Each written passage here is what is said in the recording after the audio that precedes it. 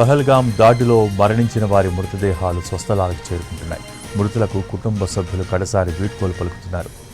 అంతులేని ఆవేదనలో దుఃఖాన్ని దిగమింగుకుంటూ అంత్యక్రియలు నిర్వహిస్తున్నారు. విహారయాత్రకు వెళ్తే ఉగ్రదాడిలో ప్రాణాలు కోల్పోవడంతో ఆ కుటుంబాలు శోకంలో మునిగిపోయాయి. ఉగ్రదాడిలో మరణించిన వారికి స్థానిక రాజకీయ నేతలు, ప్రజలు నివాళులర్పిస్తున్నారు.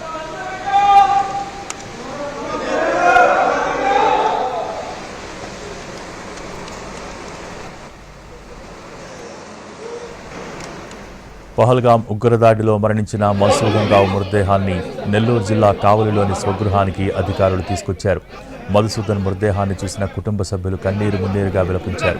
బెంగళూరులో సాఫ్ట్వేర్ ఇంజనీర్గా పనిచేస్తున్న మధుసూదన్ రావు కుటుంబ సభ్యులతో కలిసి కాశ్మీర్కు విహారయాత్రకు వెళ్లారు. భార్య, పిల్లల్ని హోటల్ రూమ్లోనే ఉంచి ఆయన బయటకు వెళ్లిన సమయంలో ఉగ్రవాదులు దాడి చేశారు. ఈ దాడిలో మధుసూదన్ రావు గాయపడ్డారని మొదట అధికారులు కుటుంబ సభ్యులకు సమాచారం అందించారు. అనంతరం ఆయన మృతి చెందినట్టు తెలిపారు. అటు మధుసూదన్ రావు మృతదేహానికి ఇవాళ అధికారిక లాంఛనాలతో అంత్యక్రియలు నిర్వహించనున్నారు.